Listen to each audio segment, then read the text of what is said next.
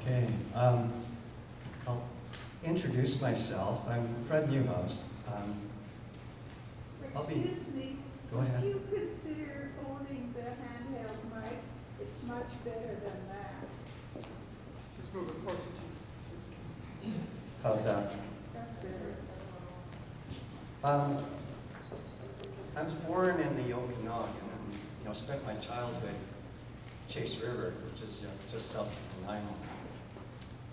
And I went to UBC, got a degree in forestry, and I worked in Smithers, Caribou, and I've had a woodlot for 20 years, which is Maple Lake, so it's interior cedar hemlock. So I have a background in forestry, and I became a board member in 2010, and I took part in the election process and got elected. But I didn't understand the politics of TLC when I came in, so I was like blindsided, and I was like, whoa, what is going on here? So it's an interesting process. The first thing I was handed when I showed up at the board meeting was the draft management plan for Wildwood. And I'm like, whoa, you want me to look at this thing already? And I've just been here like, this is it.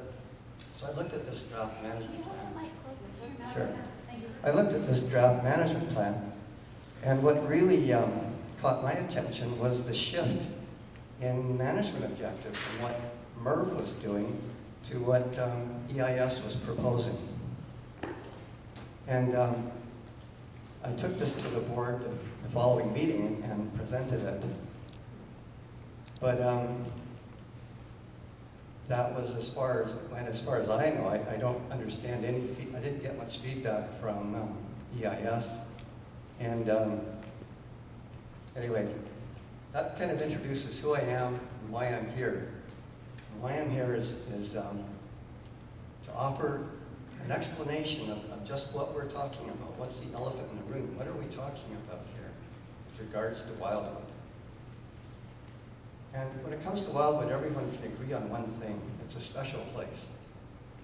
The Land Conservancy is all about special places and about the intention for those special places. When funds were raised to purchase Wildwood for MERV, the intent was to ensure his ecoforestry practice continued into the future. Why is this important? Most people in the room are familiar with MERV's story. As a young man, he was fortunate to buy a patch of old growth forest, which was rare even at that time, back in the 30s. And he bucked the trend. He didn't log it, he didn't clear cut it and realize as much money as he could. He actually logged it and only logged the annual growth, slowly developing a single tree selection practice. He kept adapting. When the forest companies proposed clear-cutting the old growth at Carman, MERV got involved in the protest and he was arrested. His defense before the judge was his single tree selection practice at Wildwood. He argued that you didn't have to clear-cut the old growth forest. The judge called him magnificently repentant and dismissed the charges, citing Wildwood as the evidence. The newly formed Ecoforestry Institute found a home at Wildwood and MERV became a director. The first management plan took 10 years, by which time MERV had retired.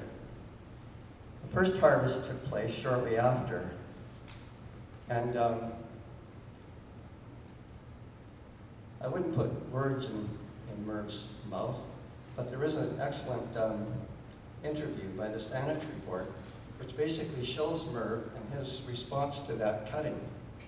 And if you, Saanich Report? it's called the Saanich Report, and it's an 11-minute interview with MERV, and this was in 2010.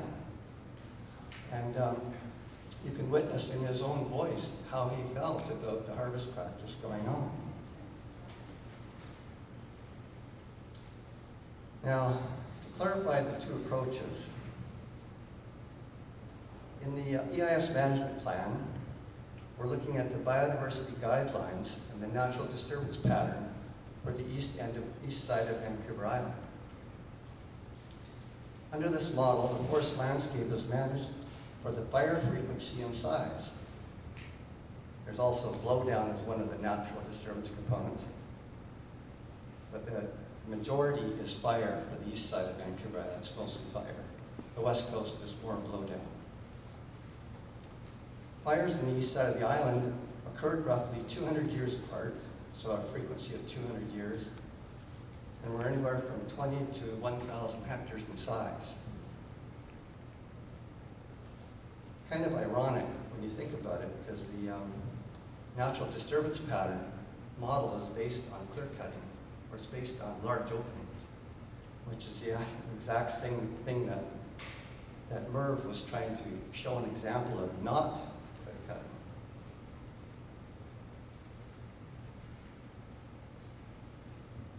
Now,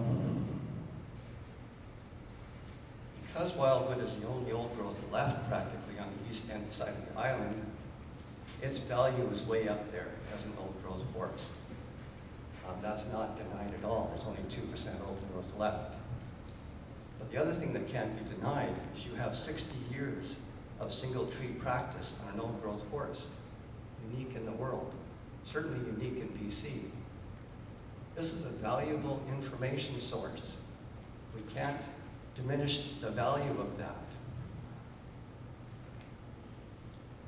Now, the natural disturbance pattern is a science-based model and uses the biogeoclimatic zonation to delineate disturbance landscapes.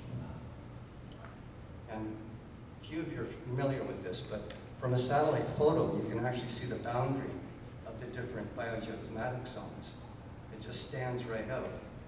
So it's a really good way to model the forest landscape, the landscape level.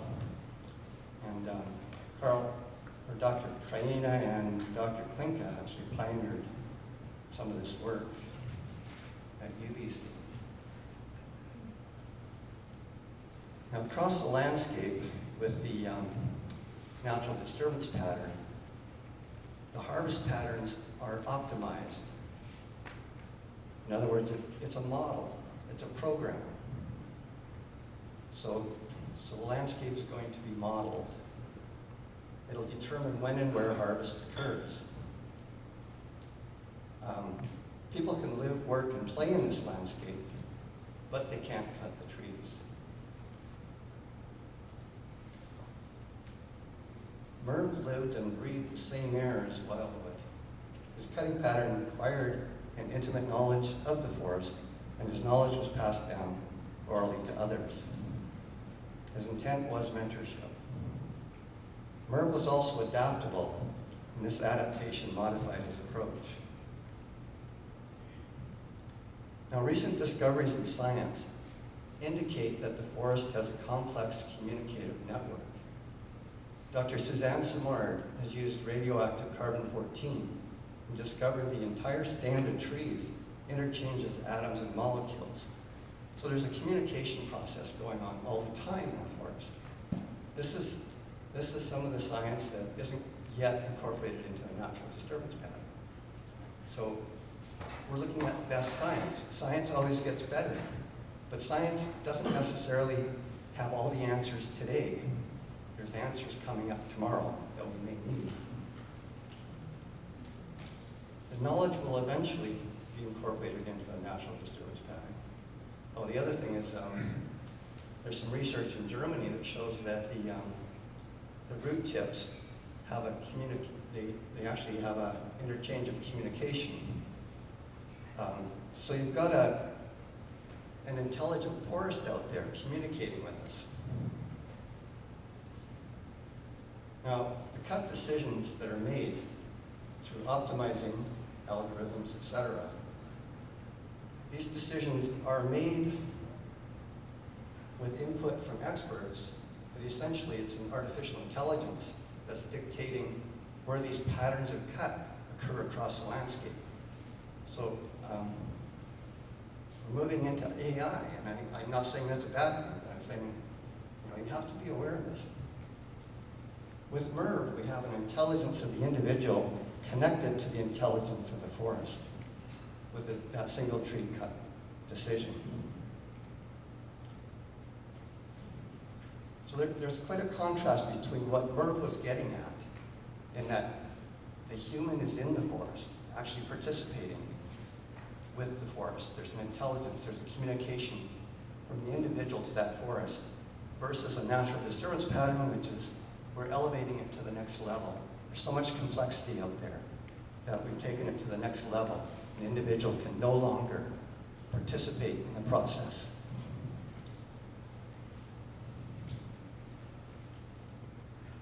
Anyway, I'm not sure what how's my time? It's up. Is it? Okay. Just quickly, on my forest, the natural disturbance pattern prevails. I'm in an interior cedar hemlock, and through wisdom at the higher level, I am now called an interior Douglas fir. So I stand there in my cedar hemlock forest, trying to manage for interior Douglas fir. What I've observed in the last 10 years is my hemlock is much healthier. My yew is taking off. Like I've got incredible growth in my yew. In other words, I'm getting warmer and wetter, not warmer and drier. But that's personal observations. The research, we don't have the amount of research needed to stay with what's going on out there. We need individuals in the forest. I have to call Todd, I'm sorry.